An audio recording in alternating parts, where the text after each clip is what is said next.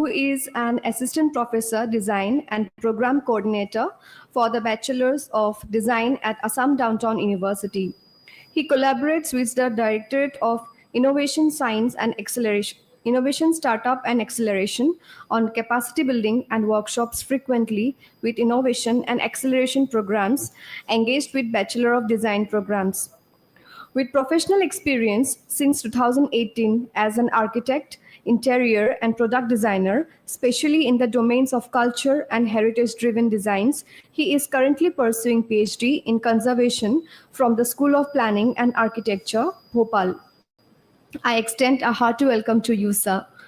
I now request Pranjal sir, Associate Director, Entrepreneurship and Incubation, Assam Downtown University, to felicitate Vishnu sir with a Fulam Gamosa and a memento.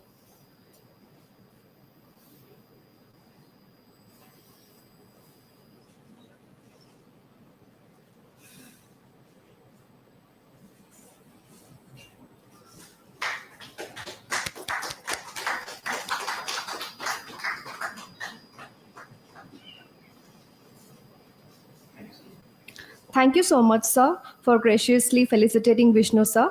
I now invite Vishnu sir to take over the session.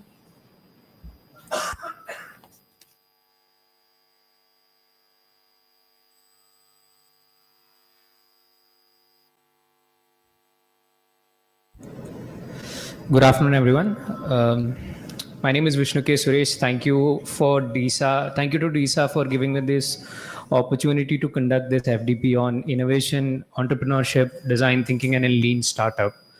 These terms, design thinking and lean startup, right now has been in the vogue of entrepreneurship, innovation, and larger conversations of pedagogy, education, and the way we think. Recently, if we have to take a look, one of the states in India, I think it was Kerala or Tamil Nadu, they had developed something called as a design policy, which is an official government document by the state government to understand how design as a discipline, as a domain works. That extends into build spaces, cities, products, service, and how do we teach and learn things. So design becomes extremely important upon which we can innovate and think about things. So this FTP will be a rundown on the processes of design thinking and lean startup, which are two methods with which we can look at innovation and acceleration. And beyond that, how do we solve a problem? But before that, we need to have a thought or a question about what makes good versus bad design. It's an FDP. I know we are supposed to give knowledge and exchange knowledge, but it will be really good if it is a conversational session. Can anybody give an example of good versus bad design? And I'm pretty sure the answers that is floating inside your head right now could be correct. I mean, not could be, it will be correct. Because design inherently is something that is there within ourselves. It's something comes from human experience. So if you feel that, okay, I interacted with something that was really bad, that means it must be bad design. So if somebody can share something that they have, it will be really good. Anyone? Space not getting utilized properly. That's a really good example. That's an example of bad design. Any good designs? Symmetry, okay. Ma'am, you were saying something. Serving the desired purpose. Yeah. So when we are taking a product or a service, if it is serving a purpose, it is utilizing or helping the user, it is good design. Fundamentally, that is the whole idea. Steve Jobs once famously said, design is not how it just looks, but how it functions. That is the reason why back during the 2006-7 electronic note concept, when he released the iPhone, he said, we're going to remove the QWERTY keyboard from the screen and we're going to convert the entire phone into a screen. And we're going to use God-gifted styluses, that is our fingers. So that was Steve Jobs and his team at Apple innovating about design regarding phones. So fundamentally, if you're filtering down to the absolute basics, it essentially means creating new value by solving problems in better ways. Now, fortunately or unfortunately, India has a lot of opportunities to solve problems. If we think about it deeply, there is a problem to be solved across the state, across the nation, left, right, center, north, south, east, west. There are a lot of problems to solve, which in turn gives impetus to us designers and us educators to think about service and product designs and how do we apply it. It's not just about inventing flashy new technology or gadgets. It's about solving the right problems for the right people in simple, effective, and scalable ways. Simple becomes important because when you're trying to solve a problem, if the solution is too complicated or convoluted, it doesn't make sense. And effective, which means any problem that needs to be solved needs to be effective in its most basic to its most complex stage. And scalable means if a solution is applicable to one person, it should be ideally be multiplied and scalable to 100 as well. If all of these attributes are able to come together like a well-made cooker of dal, that means it's a really good design. Now, when we are starting about design thinking is one of those methods that emerged during the 1950s and 60s after World War II and the Cold War, where people had to think about products and how do you develop those things. Now, these were the 5 pillars upon which design thinking as a principle was evolved. That is human-centered approach. That means when you're designing or solving a problem, at the core, it should be the user. There is no point if you're designing absolutely brilliant products, but you're not even thinking about the user, right?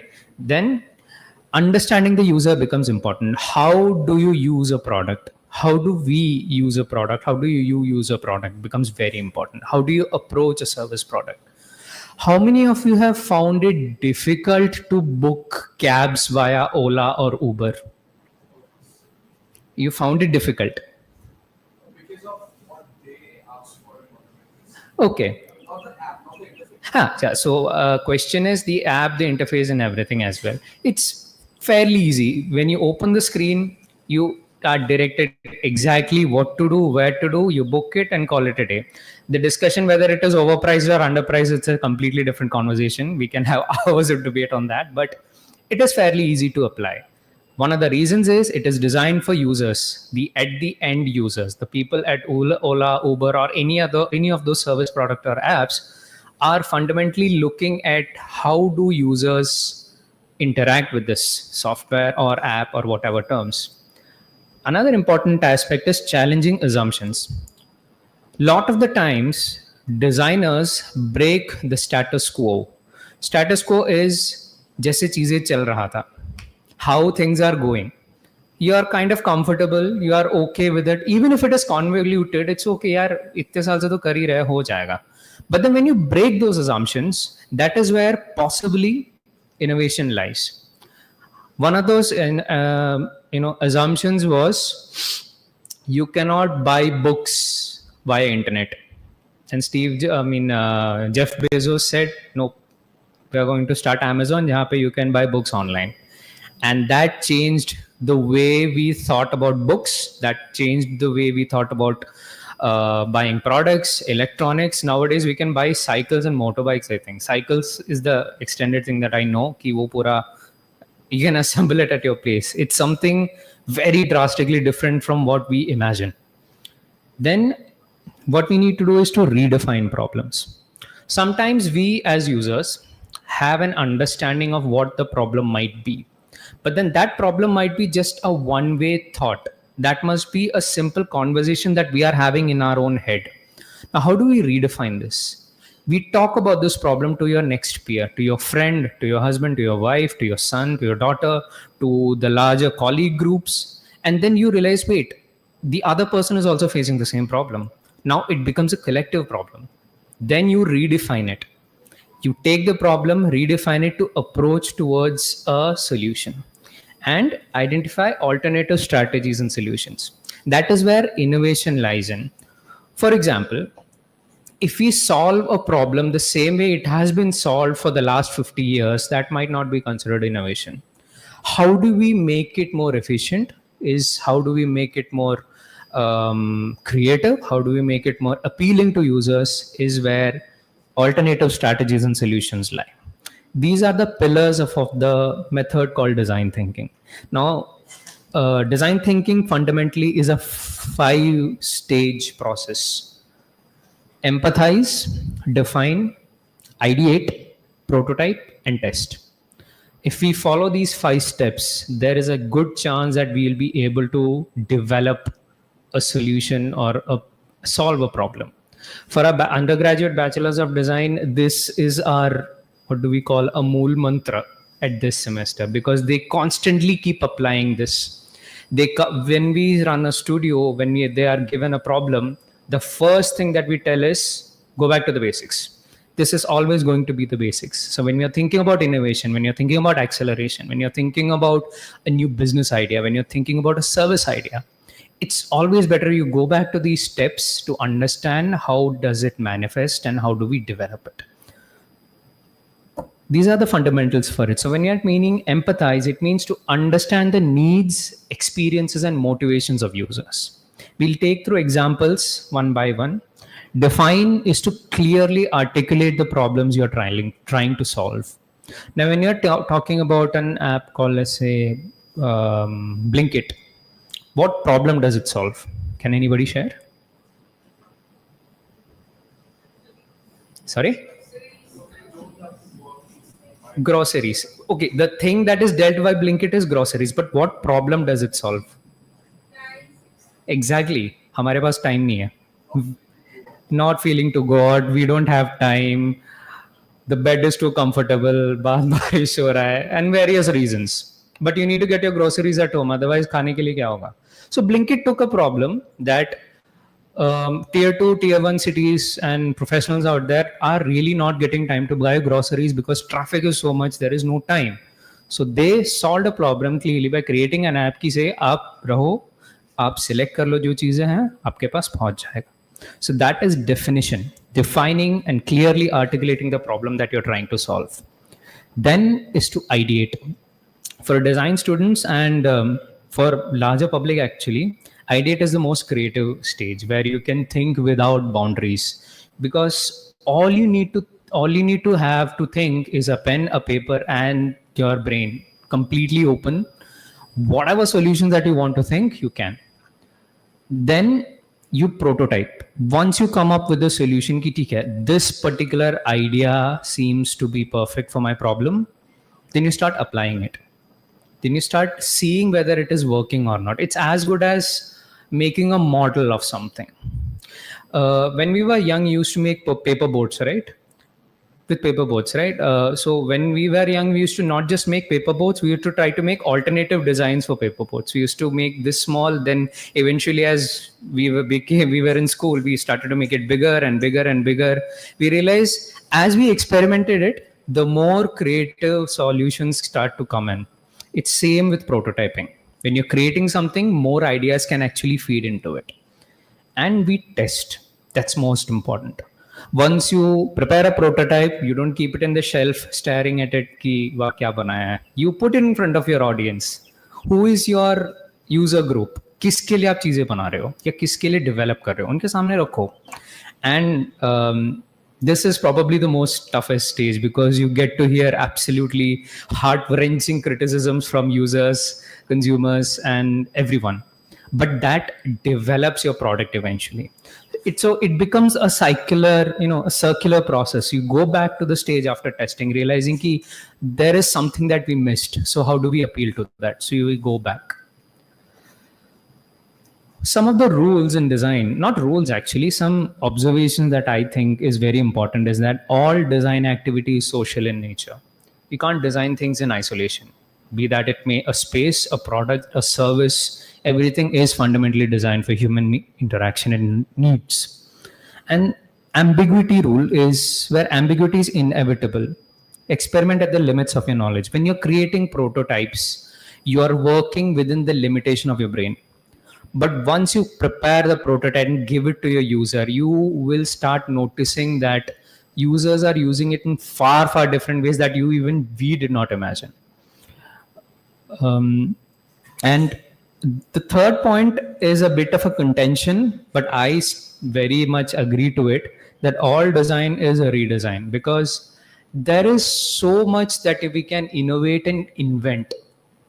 After a point, you can't come up with absolutely original ideas. After a point, it will be innovating upon what exists, right? It's like building space shuttles. Rockets have been invented 9th century already. People know how to send it above, but the basic principles remain the same even today. But then what changes is how much weight and capacity it creates. How much power does it carry? What are the things that we can take it outside the space? So that is the fundamental point. All design is a redesign. And tangibility rule, unless you have a prototype, at least a sketch prototype or a service diagram prototype or a mind map or a chart, we will not be able to see what the product is. You will still remain on that problem sentence key, I want to solve this problem. Unless you solve it and create it into a diagram and show it to people, we will not be able to understand whether it works or not. That is the tangibility rule. This is a great example for design thinking. This GE, that is General Electricals, have a branch of healthcare, hospitals that they develop across the world. What they understood was children below the ages of 15, I think 15 or 14, were really afraid of doing CT scans. Now, CT scans is something that needs to be done if your kid is not really healthy, the person is going through some medical condition, they need to get this done. It's a very important step in medical, the diagnostic process. Now, how do you get kids to get comfortable? You can't change the way CT machines are designed. It looks really alien to a 15-year-old kid or to a 13-year-old kid. It looks really sterile. So what GE Healthcare did, they identified the problem.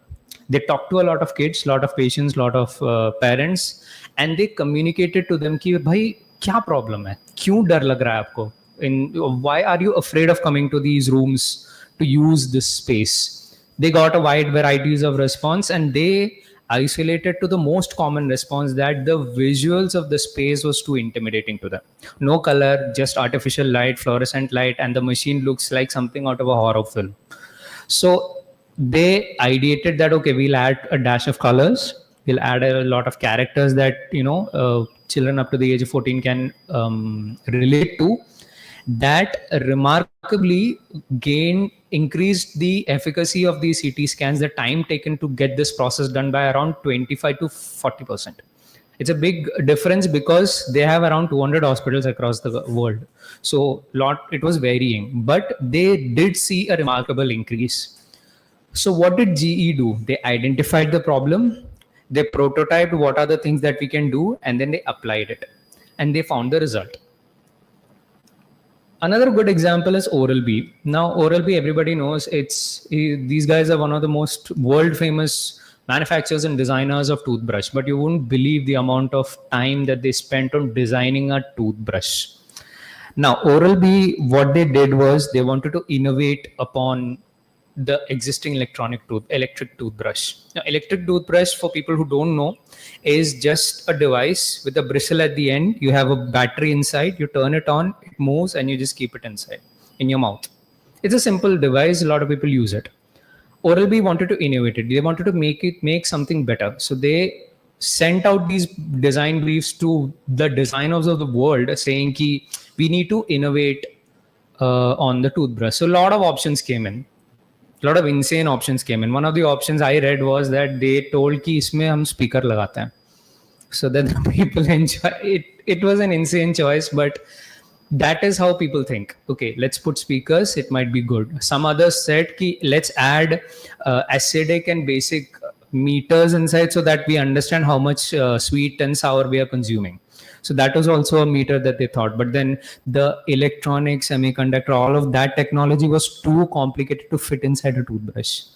So one of those designers in England, I think it was an industrial design company, they said, ye sab, science fiction cheeze mat karo. Let's go to the absolute simple thing. Let's attach a USB chargeable device in the phone so that if you're traveling, you don't carry your charger, you can connect it to your laptop and your electronic brush gets charged up. Very simple innovation. But in order for them to reach that level of simplicity, they had to think a lot. They had to sift through a lot of garbage ideas. So garbage ideas are part and parcel of design thinking process. Aega, ghatiya idea aega, you have to laugh at yourself and then move on. You can keep those funny ideas to yourself and look at yourself when you need to have a good laugh. This was one of those innovations that they pushed forward.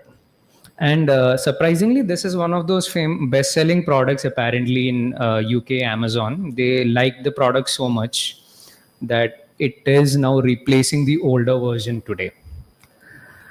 This, everybody knows Netflix, the story of Netflix, that the entire business model relied on, I don't want to return my DVDs from my home. So what is the alternative? We use internet for streaming. It was a very simple solution.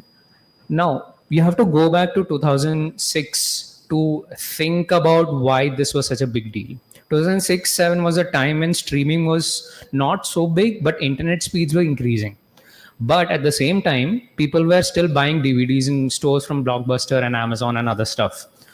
But then the returning part was difficult. Okay, I bought my DVD of Inception, I watched it, abhi wapas dena padega yaar, I'm tired, I don't feel like going.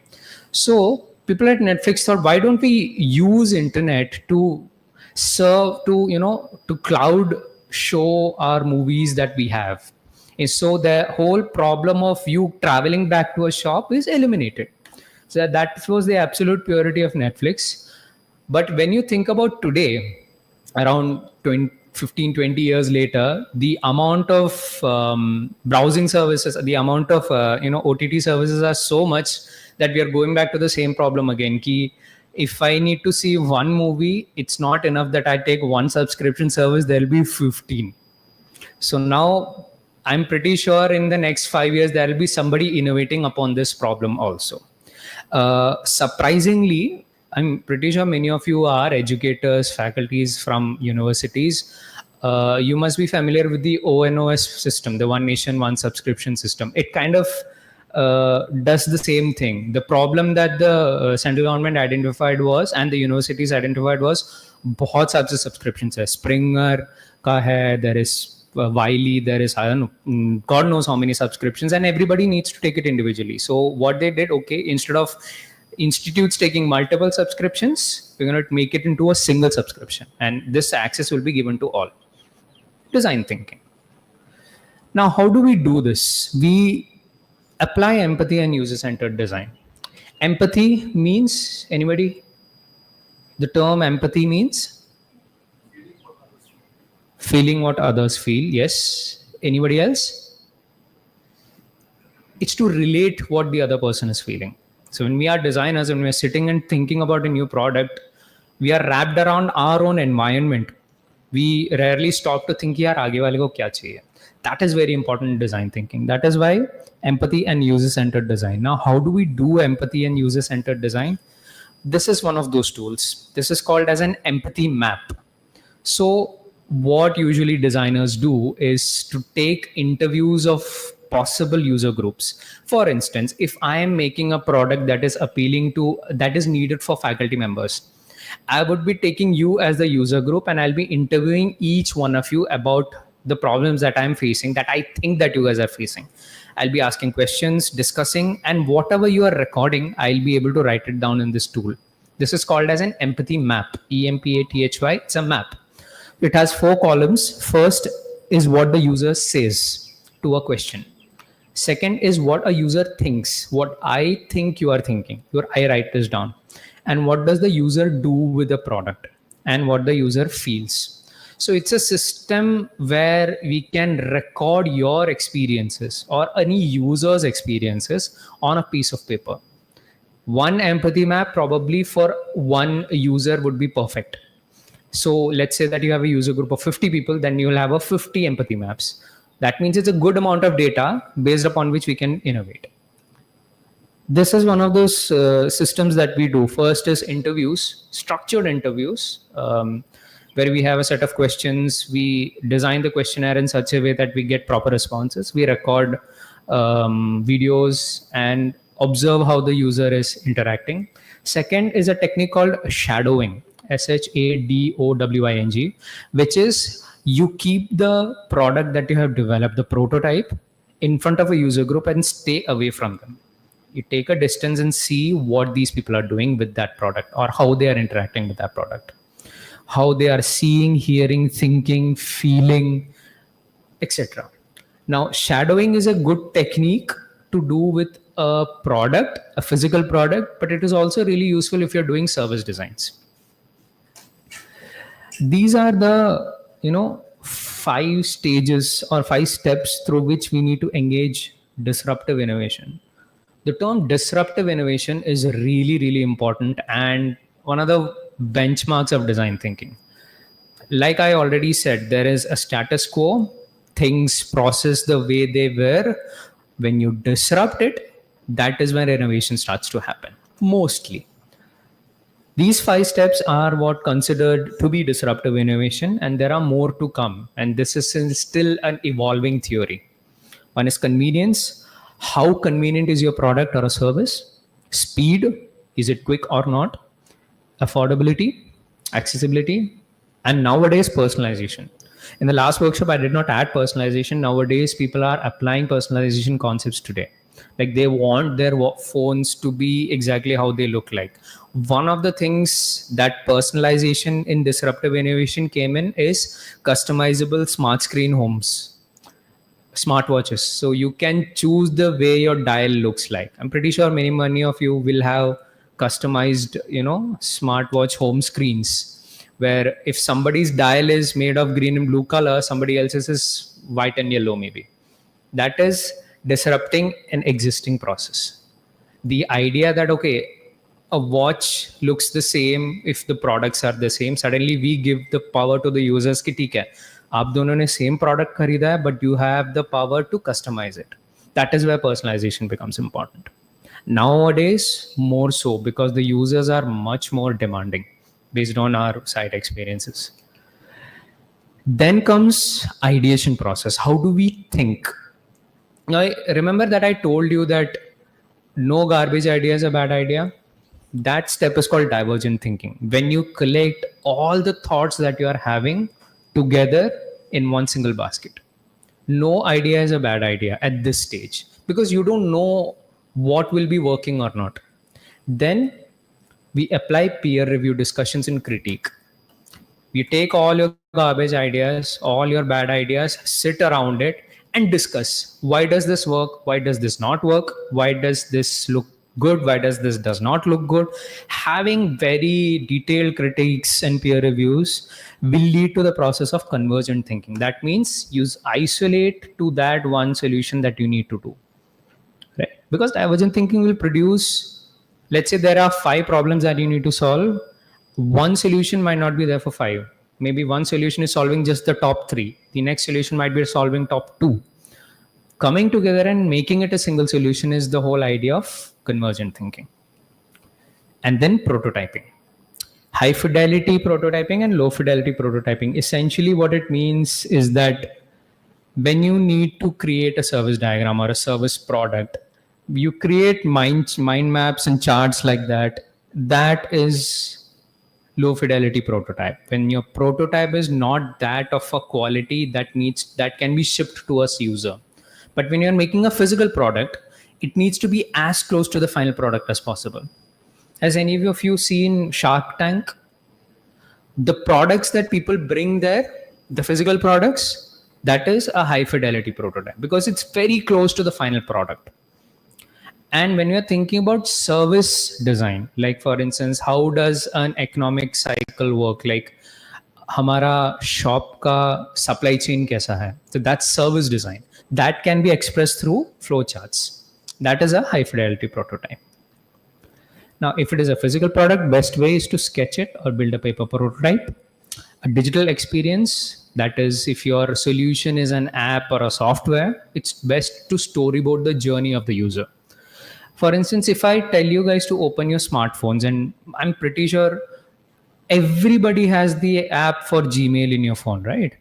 When you're opening Gmail, to going to composing an email, to going to delete your spam, there is a journey that you're taking. You're opening the app, you're going to the buttons, you're identifying the button, you're clicking it, you're typing it, and you're sending the button. This is a journey. So when you're creating a digital experience, you need to create the journey, everything like this, like a journey, like a storyboard, physically using sketches. And doesn't need to be really good sketches. It is just mind mapping. It's very easy. And service model. That is to map out the service blueprint, customer touch points, and backend operations. So customer touch point means, okay, so what you see in your app for Zomato, or when you're going and talking to a shopkeeper, that is the customer touch point. We as a customer are interacting to the front end of the shop. How the customer gets the 2 kilo of atta from his warehouse to our table is none of our concern. That is the back-end operation. When you're creating a service model, we need to map out both. If you're thinking of, let's say, I am going to create a good way of managing garbage in Guwahati city. It has 2 points. The front end, that is how does the house owner give the garbage to the arrangement, and the back end where after collecting it, how do you throw it away. So the entire system will be an interaction of customer touchpoints and back end operations. We need to understand both. And this is expressed basically pure logic. कि ये चीज़ कहाँ से जाएगा. Trust me, it feels a little daunting and intimidating, but once you start doing it, you realize this is just pure logic. That's why all great designs in this world are born out of pure logic and common sense. And then we user test. Now, last 4-5 years, this has been one of the most interesting sessions of user testing that we did. This is our students and bachelors of design. We decided to make a really, really simple product. That is a physical calendar that can be removed and used. Now you might be thinking, oh wait, phone hai, iski kya zarurat hai? We realized that when battery is dead, when you need to keep track of schedules, when you are working in a university, when you have 15 deadlines in one day, you need to track down, write it down somewhere. Phone mein likh sakte ho, lekin if the battery drains out, then you still have a physical backup. This was aimed for that. So each student designed one physical calendar. They made the visual design, they made the fonts, they made the sizes and everything. They thought, they discussed amongst themselves, and they came up with the final product. That's just one of the 12 sheets that they did. Most importantly, they were not happy with this. We told them, take it to the people. Take it to the people that are going to use it. That means students, administrators, faculty members, everywhere. And surprisingly, they got a lot of really good feedback. They said कि ये size छोटा है, बड़ा है. The paper must be of some different quality. They shouldn't be using sketch pens. They should be using paints. It is much better if you print it. But then we said print ka point nahi tha. So the more we expose our product to a group of people, or your service to a group of people that you trust at least, you'll be able to find out good solutions for your design. You'll be able to reiterate. This exercise ended with around a 15-page document of all the feedbacks the students got. Now, if we start to apply those feedbacks to this product, I'm pretty sure we'll be able to get a really good calendar, physical calendar as well. So that is the whole idea of user testing. Any questions up till now? Any questions, any doubts regarding design thinking? Any doubts, any questions, anything that you would like to share, any experiences? It'll be really good. That maybe you did not know this as design thinking, but you may have applied this before in your life, in your personal life, in your professional life, maybe, right? Like for instance, before engaging completely in the domain of design, I was fully into architecture. That is construction, real estate, and all of that aspects. I applied the same thing when I was practicing. I realized that this is a theory today. So design thinking is something that we consciously keep on doing. कि अच्छा मुझे इतने सारे problems है, ये problem है मेरा, I need to solve this. So what are the steps I need to do to get to the solution of the problem? It's that. Design thinking is fundamentally that. Lean startup is a different beast altogether.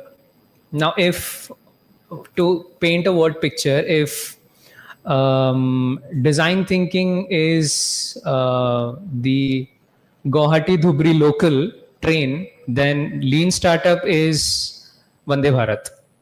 If you need to reach quick, fast solutions because you are short on time, money, lean startup is the way to go. It is experiment driven. It has a lot of experimentation involved. Involves customer validation.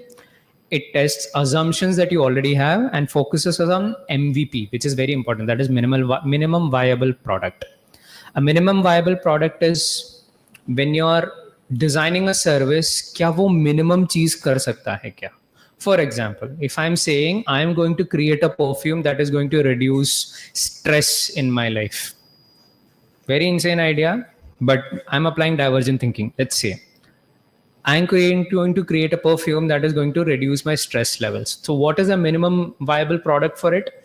It should be a perfume that at least smells nice. That's the minimum viable product. Stress level kam ho raha hai baad mein, that's a later thing. At least I need to have that ready so that I can develop it further. Then you emphasize on iteration and solution validation. Iteration is coming up with multiple solutions or options. The iPhone that Steve Jobs showed on his stage in 2006 must have been the final iteration of a long series of options. All the products that we see today, this mic, laptop, your watch, your specs, your pen, is the last iteration of designers sitting and developing it. So iteration becomes very important. And the lean startup fundamentals are to build, we develop a minimum viable product, the simplest version of your idea that allows learning. For instance, in design thinking, we did, instead of creating the product, we directly talk to the user first. User को क्या चाहिए हम लोगों ने collect कर लिया. यहाँ पे we are going the other way. We are not bothered at this stage what the user wants. We are thinking about, okay, this is my solution, this is my product, I keep it in front of the people. Now I'll see what the customer is saying. अच्छा ये बुरा है. We change the way we think about design. Then we measure. Once we release this MVP to the real user, then we measure the actual performance. How are they interacting with the product? How are they using the service?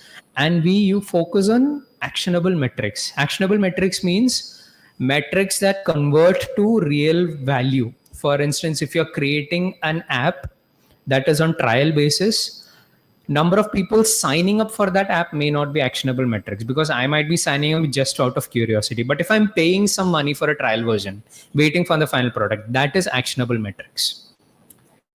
Then we learn. We got the product, we got our users, they are using it. We learn from that interaction कि वो लोग क्या कर रहे हैं, क्या नहीं कर रहे हैं. Analyze the data to extract the validated learning. Did our assumptions hold up? So if our assumptions are holding up, we continue developing it. We are on the right path. But then sometimes it's the other way around, where our assumptions or hypothesis is not working. So we realize, okay, what we thought is not happening, something else is happening. Then we take that direction. We'll come up with examples. That is when you realize, okay, ye interesting hai. Then we pivot or persevere. That is the same thing. We either move to the same direction or we change our path. Then we repeat. We keep on repeating till we get the final product. You know what the interesting thing about lean startup as a mechanism is? While this process is going on, you're still making money. Because हमारा minimum product ready है. The perfume example, if the product is ready and people are paying money for them to use the products, while they're buying the money, my economy is growing, my finances are growing, so that I can apply these steps again. I'm keep on developing. After a point, I slow down once I reach my product what I need. That is a fundamental difference between design thinking and lean startup. Design thinking is a long drawn, slow process where you have enough time to iterate large innovations. Lean startups is when you need to innovate very quickly, very fast, so that we can sustain ourselves. That's the difference between these two mechanisms. Dropbox, everybody knows Dropbox. So it's an alternative to Google Drive, where you have a cloud service where you can store data and then we use it. I think it is owned by Microsoft, I think. They also applied this whole method of build, measure, learn, pivot, and the resultant option as well. What they did is, instead of creating the whole service, they just created a video of how Dropbox might work. They did not create the software, they did not create the hard drive, they did not create anything. They just made a video of how it might work and release to the public and saying ki sign up kar lo. People realized that their video communication was so effective that they decided to sign up. The video was the minimal viable product, not the product itself.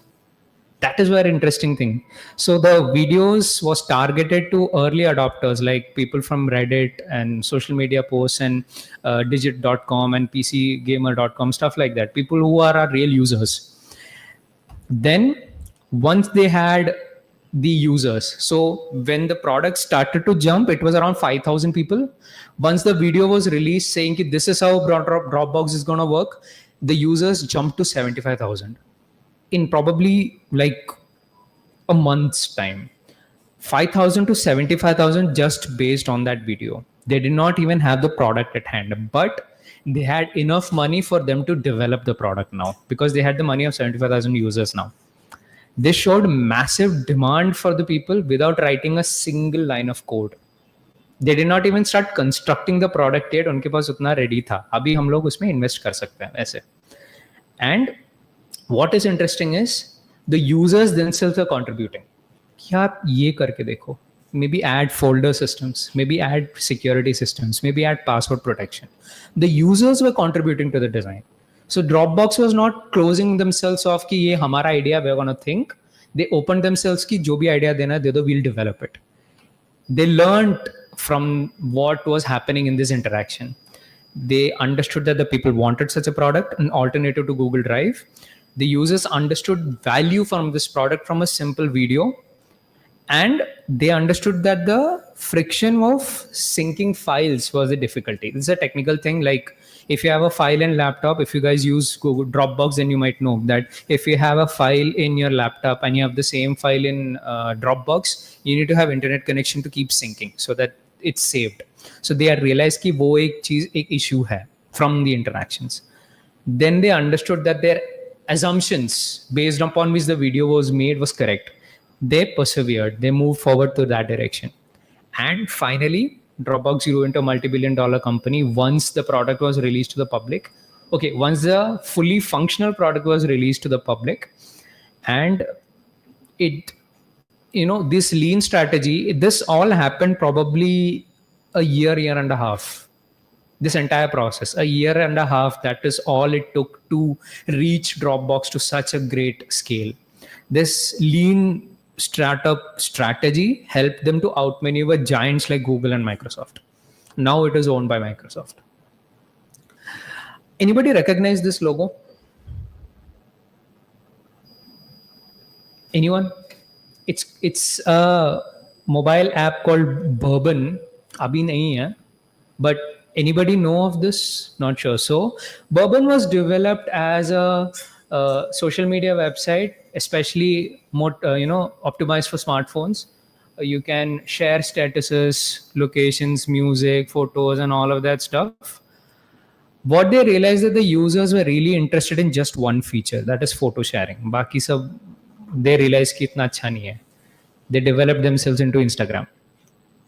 Instagram was not invented thinking, okay, we are going to create a photo sharing app. They started out as a social media website where you could share text, messaging. It was literally a cell phone Facebook. But then the developers at Bourbon realized that users only like to share photos in it. बाकी कुछ कर ही नहीं रहा है. Realize इतना energy उस बाकी चीजों में डाल के क्या ही point है? Remove it. Just let's make photo sharing app. That's how Instagram, was born. And during COVID, another big innovation happened. They felt threatened by TikTok. They nowadays removed the complete idea of it being a photo sharing app, and now it's a short videos app. So companies, apps, and services keep on evolving. Airbnb is also a lean startup. The story is very interesting. I think it happened in Louisiana in US, or Louisiana or San Francisco. The founders, they actually had a concert happening near their town. They realized the town had like complete hotels were booked up. full house, but the users were too much कि यार रहने के लिए जगह नहीं है, क्या करें? So they said they opened up a Google form, they floated it to the people there कि जिसको रहना है इसमें डिटेल भरो, दे दो, हम सेट कर लेंगे. So they had a couple of friends sorority houses. वहाँ पे they just gave them a mattress and they took money, probably like $2 or something, back during 2008-9. So suddenly people realized this is really good, yaar. And then they tried doing the same thing in another city where I think it was U2 performing. So they did the same thing, but instead of Google Forms, they created a interface as a website, and then they put it across to the people. Then they signed up. They realized ki when the users are coming to the city to attend a concert, they would rather attend the concert and have the hotel booking things done before they reach the city. So they just gave the power to the people ki nahi, aane se pehle just book everything, just go and enjoy. They expanded this to, homeowners, to apartments, to guest houses and other hotels, where suddenly the whole service model changed. That is the whole idea of lean startup, where you do the thing first and then understand कि अच्छा ये चीजें कर सकते हैं हम लोग. This is another interesting service. Not a lot of people in India use, I think. It's called Buffer. It's a social media aggregator where if you have multiple social media handles, you have a Buffer account. It kind of schedules posts across, websites and apps. Like this is really useful if you are a corporate or a huge company. So let's say, like for instance, if this FDP information has to go out to the entire country, right now what we are doing is we'll have interns or people going to LinkedIn pe dal, to Insta pe dal, to share kar, ye kar. Buffer, what they do is they just aggregate everything together. You just put the data. Buffer does everything in all websites. So in one single location, you're sharing all the posts possible. They did the same thing. They started doing it manually. They worked as a service. So if a university or a group organization could call the people at Buffer saying we need a post at this time to go in all social media websites, they said okay, hum kar lenge. And they used to manually do it. They realized if they could automate it, it becomes a much more better service. That's what they did. They automated it, and today it's a really great example of a lean startup. Anybody uses this app? Daily Hunt. This is also a very good example of lean startups, because this app was released in Google App Store, I think 2011, 10 or something, because Daily Hunt as a news provider realized कि regional language में news is hai nahi phone में. Regional language news, if you needed to read, you need to read physical newspapers or TV channels. Nothing like Times of India or anything was there in smartphone back then. So Daily Hunt said, okay, we are going to release this regional news in their regional language through your phone if you just select the language. They moderated it. They started doing it in one language. I think they started it with Kannada, then they migrated to Malayalam, then Tamil. Then I think nowadays all the Indian languages are there, around 28, 29 languages. Very interesting.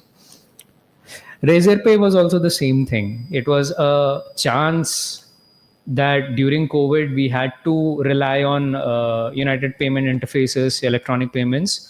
Along with Paytm, they also evolved. But instead of going directly to create an app, they start to create an app only for Bangalore.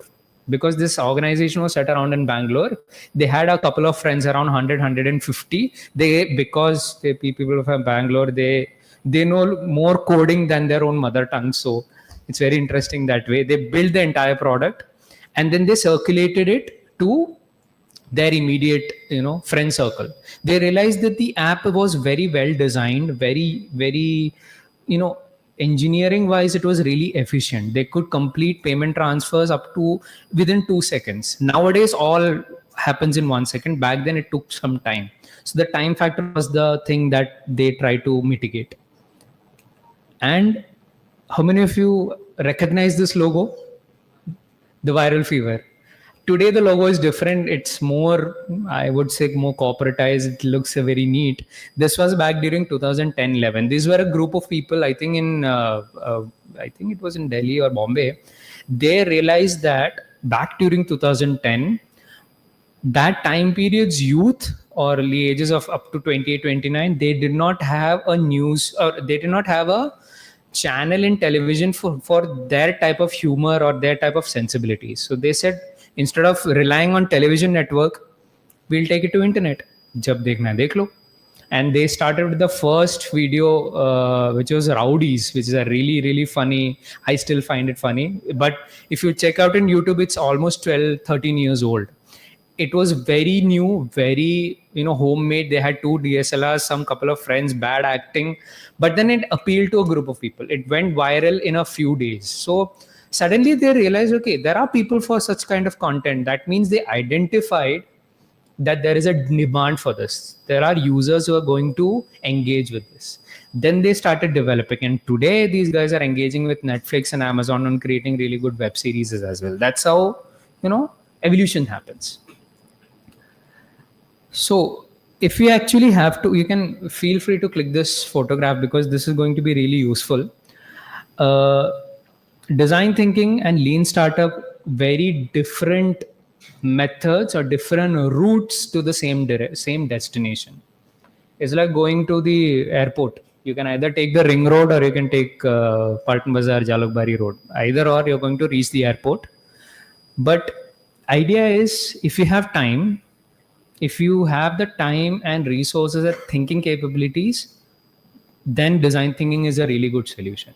But if you don't have the time, you need to quickly sell out your product and you need to develop as you're earning.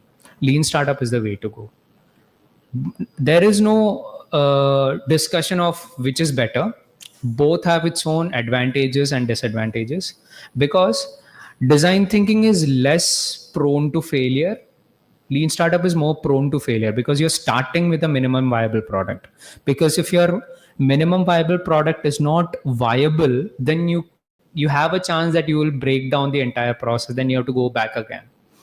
Design thinking, it's a slow paced start, very slow. It's like an inverse bell curve ki starting में थोड़ा कम effort लगता है, eventually the results start to show. Lean startup is very quick. You get the results immediately, but you don't know whether it will be sustainable or not. It's about sustainability. It's like driving between first gear and fifth gear. So that's the whole idea between design thinking and lean startups. Are the basic concepts clear? I mean, is there any questions, anything that you would like to discuss? So I'm going to go to the next slide. We still have 45 minutes left, after which we'll be visiting our incubation lab. We can actually sit and discuss of how we can apply these thoughts. So I'm going to list a group of 10 problems here. 10 problems of which you can chase any one and think how we can solve it. The idea is not to come up with a perfect solution immediately. The idea is to apply design thinking or lean startup method to see which will be working better for this. So this is now an exercise. We can take your own time. You can come and sit in front. I'll be sitting with you guys as well. We'll discuss and think about this. Will that be okay? Yeah, you can take one each. It's okay if you can. There is no problem if there is repetition. If 2, 3 people are doing the same problem, it's okay. We just want you guys to think and apply. That's it. So if somebody wants to take smart farming solutions, you can. If somebody wants to take circular economy and waste management, you can. If somebody wants to take urban mobility, you can. Or if somebody like 3 people are doing healthy living for busy professionals, you can. There is no limitation on which you want to do. Just go through this. What is that you find appealing to solve? You can take it and apply design thinking or lean startup, either or ways.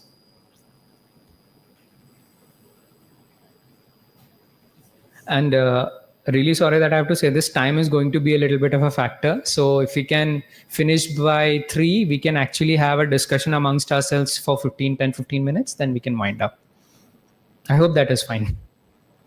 Yeah.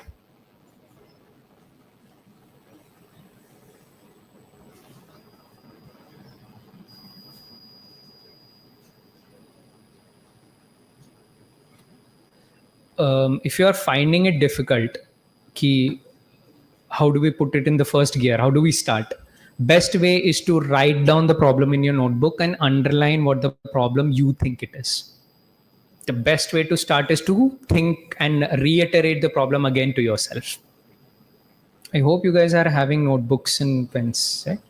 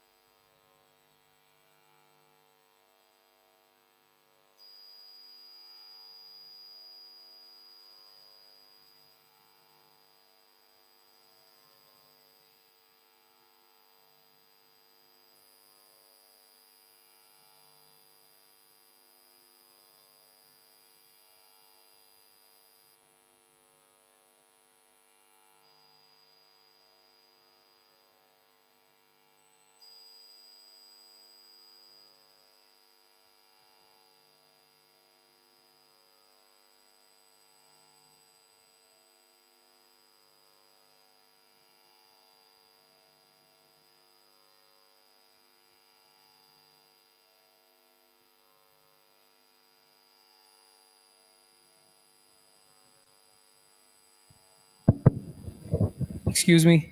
Hi. I hope you guys all had a very interesting session thinking about, design.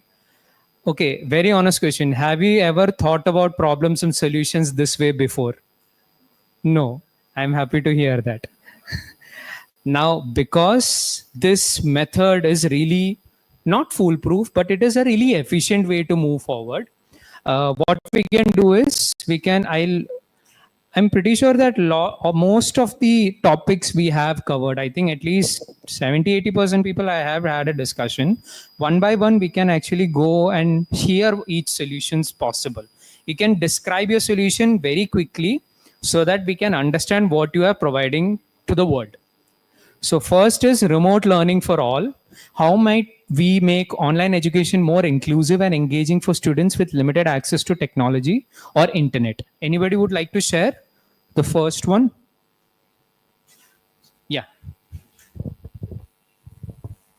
So actually for remote learning for all, in a village area, there are less access for internet and limited,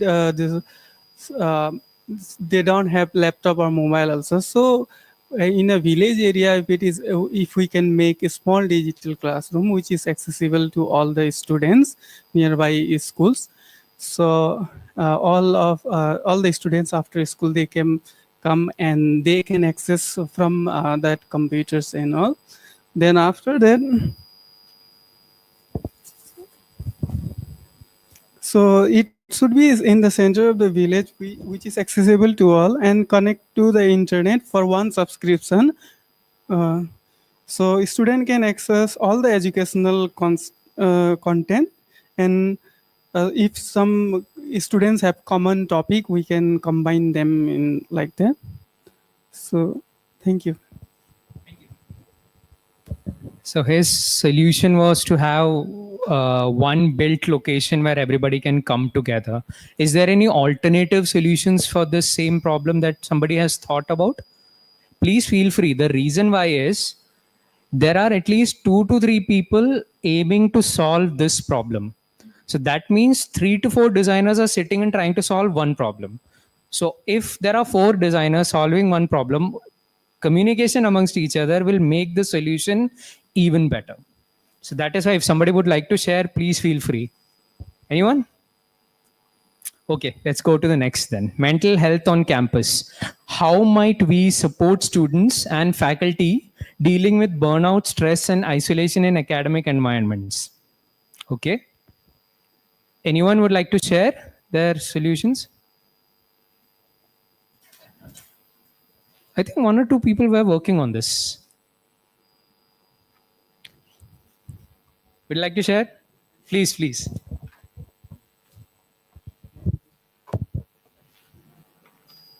So one solution that is being adopted in Don Bosco is mentor-mentee system. So that is basically what we adopted for students. So I'm just speaking on the behalf of students. Basically, we do weekly follow-ups. We are assigned as a faculty. We are assigned with a group of students for a certain semester. Then we just inquire about their mental health on weekly basis. If they are not attending, yes, weekly basis. If they are not attending any classes, then we call them up. If they are not responding, then we call up their parents, and we just try to follow up all those things.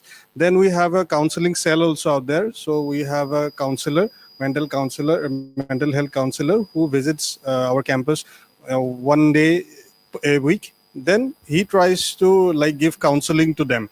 They try to hold one-to-one sessions, they discuss their problems, the students try to discuss their problems. So all those things can be adopted, and it aligns with the NAC criteria 5, like student progression. It aligns with that. Okay, that's what I had to share. Thanks. Any other solutions for mental health on campuses? Okay, let's move on to the next. Yes, sorry. Okay, fine. That's actually a very good solution. Where students need to be physically fit to be mentally fit, and faculties need to be mentally fit, physically fit, and so that they can be mentally fit.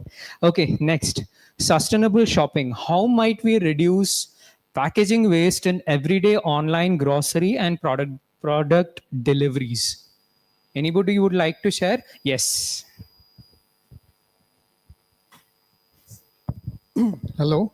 Yeah. I think for this sustainable shopping, I have thought over one idea. Like it is actually there already. Like encouraging customers to use jute bags. Now, how do we allow, for online shopping? Like basically for online shopping, we are getting card, what do we call it, cupboard type, na? Like that paper inboxing, we are getting it. So there also, I think if some safeguard can be provided, jute bags can be used. Like for example, as per your instruction, so mapping can be done. Like for example, how in the supply chain, jute manufacturers are there in Assam. Basically, India is number 1 or number 2 producer of jute, I think, apart from Bangladesh. Na? So there is a concept called vertical integration in management. Yes. So we can align it where we can, connect the manufacturers of jute with the third-party logistics. Like for example, even Amazon have a delivery channel, right? Yeah, and e-card is there. So they can be, they can have a memorandum of understanding so that they don't use plastic in doing the packaging for online listings and all. Na? Grocery, we use plastic basically, but again, this is a common thing. Like if we encourage people or customers to use jute bags, and apart from that, yes, that is it. Yeah. Thank you. We just had a discussion. I was just thinking out loud because whenever I take a workshop, I keep thinking about what are the possibilities. Like when we are thinking about sustainable shopping, one of the things is that at my home, at least, whenever we go shopping, we get a bag, and that bag keeps on piling because we forget taking bags. So how do we make that I identified that as a problem? Okay, how do we solve the piling issue? Do we give it back to the shops so that they cycle it and then make it, or we brand it in such a way that even the bag is something very important so that we keep it as a product of nostalgia or something? That's one way to think about it, maybe. Yeah. Yes. Exactly. Yeah, that H&M does that. Yeah, that's true. Next is urban mobility. How might we make short distance travels in cities, 1 to 5 kilometers, more eco-friendly and accessible to everyone, including elderly or disabled? Did anybody work on this? I couldn't see much people working on this, I think. No, we can move on to the next maybe. Healthy living for busy professionals. How might we help working individuals maintain a healthy lifestyle despite tight schedules and limited energy? Yes. Can you give the mic, please? Awesome. Thank you. So for healthy living, I have identified 3-4 factors, which is basically for physical health. The first one is food, exercise, sleep. And the fourth one is consistently doing it every day as a lifestyle choice. The thing that matters most here is we should be able to measure what we are doing. And nowadays, most devices are there. All of us, we wear, Ghoripur se paye, no? Smartwatch, yeah. We have smartwatches to track, how much we're walking and sleeping and everything. So there are some things that we can control, like sleep. It is sort of a non-negotiable. ऐसा नहीं है कि आज 10 घंटा सो लिया, कल 2 घंटे सोने से होगा. You have to sleep 6 hours, 7 hours every day. So sleep needs to be tracked. If you can track that. The second one is your food. So food, there are 2 things. One is you try to track your macronutrients, that is protein ki man ki nigo aisa if you're having too many carbs and something like that. And the second one is the amount of junk you're taking in, plus any sort of vices that we have, like cigarettes and alcohols and so on. So we can measure that. We can put a threshold कि इससे ज़्यादा नहीं करना है, better than not measuring at all. The third one that we have is food ho gaya, exercise. So I think we are keeping track of exercise anyway. And the fourth one that we have is getting a quarterly blood work. So every 3 months or 90 days, you get a blood sample sent to a lab. The lab will give you blood ka condition kya hai, liver function, kidney function. So the philosophy that I have thought over here is lean manufacturing. Sorry. Startup. Lean startup, yeah. lean startup, whatever thinking. So where if we think about it from the diagnostic angle, that is a blood work angle, a company like Dr. Lalpath Labs, which is a listed company that does diagnostics, they can easily acquire a company like Healthify Me, which does the rest of the work. So you have a complete package of your health. So once you start measuring it, then you can get better at it, I believe. That is if you wish to, because I think once you're physically fit, I also believe that you will be mentally strong, because they're sort of interconnected. Thanks. Thank you. So what Sir actually has done is essentially service design, where multiple things are coming together to create a system. So that is also one way or solution for that. I think out of 6 to 10, we had solutions for 3, I think. Post-care at home, smart farming solutions, circular economy, and waste management. 6, lifelong learning for adults, you have done. Really sorry, ma'am. Please, आप बात कीजिए. It's okay. Actually, this is not something that I have done just now, but I would just like to share what we are doing, because I come from an open university. So we are anyway, catering to lifelong learning. We have people from across various age groups and mostly elderly learners. You'll be happy to know that the eldest graduate this year who attended the convocation is 75 years. So she did her master's this year from the university. So now, because the age part is there, that that is a barrier for attending classes, or some may be working professionals who, because you are talking about shifting mid-career and all of that. So because I might be working somewhere which may not allow me to attend regular classes even if I intend to, or we have numerous other barriers like location and all of that. So what we are doing is, now we know online courses ka jamana hai. We have these MOOC courses and all hosted by different platforms. What our university has done is textbook or reading material which is difficult to carry, and sometimes you are somewhere else and you cannot access. So we have now made textbooks into online books, like PDF kind of thing that we circulate online. So we have this, and we have our institutional learning management system, LMS. Yeah. So there, we post videos. Okay, and we are working towards, having online discussion forums for interactions, and then you'll have your own assessment sessions there. So it is kind of, we have platforms in our country like SWAM and all who are doing these kind of things. We also have our university faculty members also have number of courses hosted there. But from our university now we are having our own indigenous kind of a platform, our learning management system, where we'll be able to to tackle this issue of lifelong learning, to give access to everybody to have their dreams fulfilled of having acquired different kind of degrees. What we do is we are hosting online courses there. The text material will get readily available in your mobile. You can access it from anywhere and everywhere, and we'll have the videos there posted, the discussion forum, the assessment, everything under one platform. So that is what we are working at. So that is it. Thank you.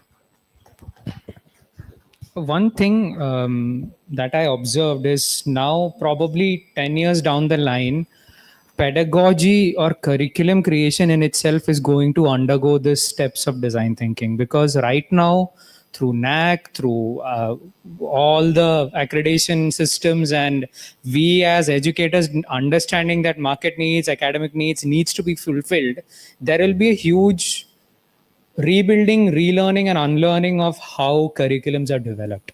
And I think design thinking is going to get, applicable for that. Yes. Yeah, because I'm from skill background, so for number 6, I think there is already a policy in new education policy. There is already a framework in new education policy 2020. So it's called RPL. So we are talking about lifelong learning, which is also a kind of experiential learning. For example, somebody who have studied till class 8, got older, he was doing agriculture, or somebody who is a plumber, or somebody who could be an electrician, or somebody doing any kind of professional jobs. So they have no education. So for that, they have made 3 axes. The UGC guidelines is a 3 axes. So anyone who is aged but having that required, expertise, like for example, Saruk Khan has a PhD, Jubin Garg has somebody who is doing their acting, who is already having, the skills required in that particular trade. He's been offered PhD by many universities. So that is what the UGC is doing now. There are 3 frameworks. Now in one axis, there will be lifelong learning. In lifelong learning, what they does is that, anybody can come to, there is a concept called NSQF, National Skill Quality Framework. Yes. So last time you may have come across this advertisement. Now they are also giving advertisement in terms of eligibility criteria in terms of NSQF level. For example, in Bihar, they are giving what level of NSQF eligibility criteria they have to fulfill in getting that job. So that is how it is. Now, we may call, there is Assam Agriculture University. Now, who will teach agriculture? For example, now we are talking about startups and we are teaching entrepreneurship, but we have never done it, right? So that is how we are trying to align. One axis will be there. They are doing the lifelong and experiential learning. So there will be RPL, which is called recognized prior learning. Based on that, they will be, accredited some kind of expertise, and they will be moving forward in the academic background. Or for that matter, we can call them in universities and then, tell them to deliver the lectures. We can go through the national occupational standard and, certify them. And again, they can come to the academics, and again, they can do the teaching. They can continue for further studies like PhD and all that. So 3 axes will be one academic, one vocational, and one will be experiential learning. So that is already there in the new education policy, sir. Yeah, Yes. That is how I want to make that. Thank you. Thank you so much. Yeah. Next is post-hospital care at home. Would somebody like to share? Yes.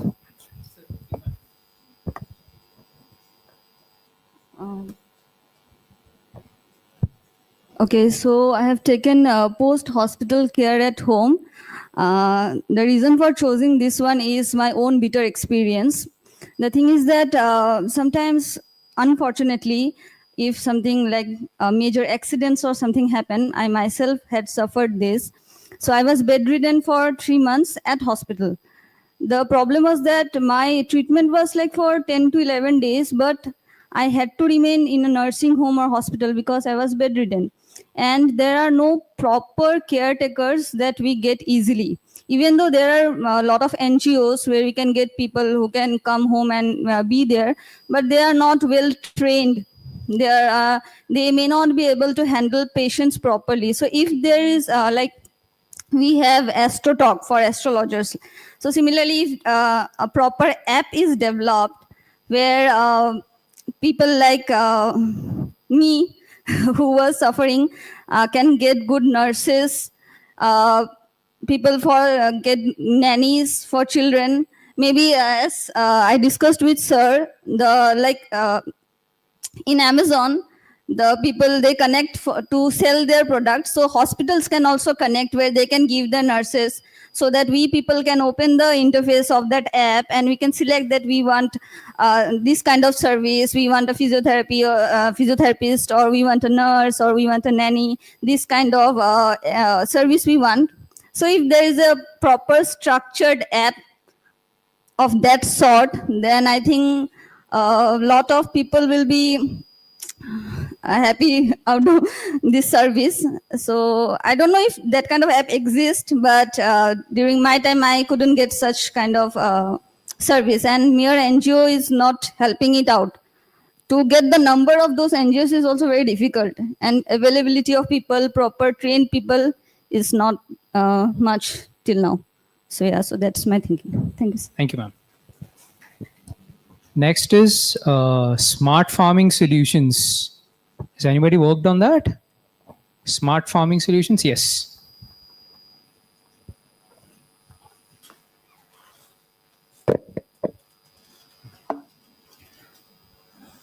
This app is based on agri-tech.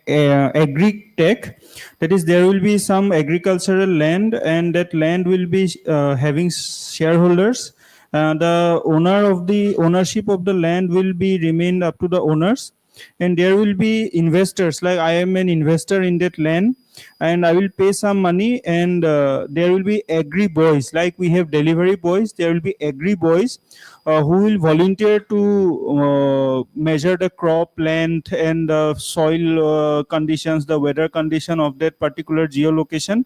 And there will be some other agri boys, like those who have tractors and interested to farm, and there will be other agri boys who will be associated with cultivating the farm land and ultimately deliver to my doorstep since I have placed the order. So this is a simple tech. Thank you, sir. So, sir's idea is based on how we as citizens of the country can actually contribute and invest in agricultural land or services as how we invest in a company for equity. It's pretty interesting to, look at economics that way. Very interesting. Next is, did somebody work on accessibility in public spaces? Okay, we'll move to the last one, which is circular economy and waste management. How might we encourage reuse, repair, and recycling behavior among urban households and local businesses? Yeah.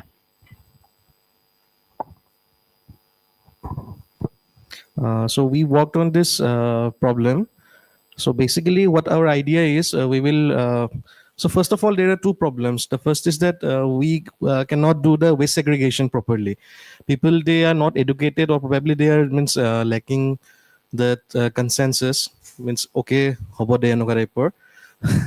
So, and apart from that, if we properly in being able to segregate that, what are the waste that we can take away from our homes, and the other most important waste nowadays is the food.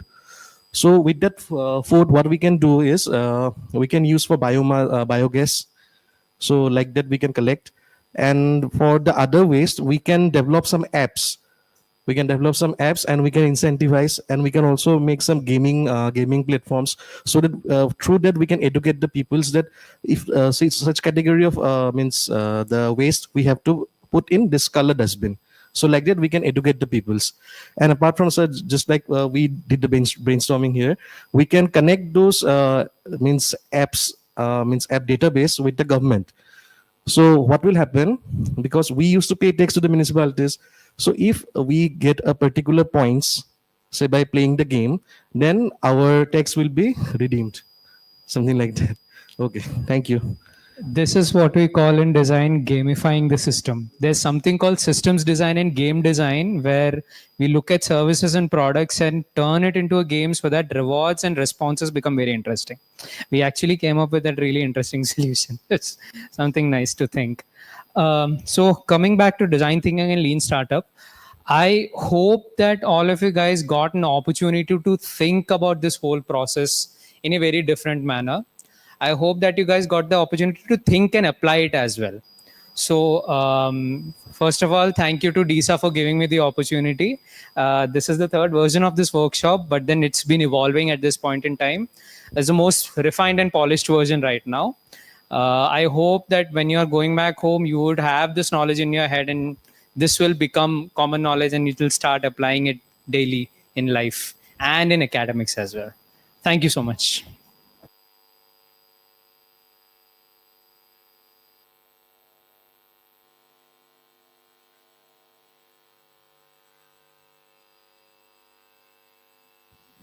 Thank you so much, sir, for this enriching session. So can we have a round of applause for our resource person, Vishnu, sir?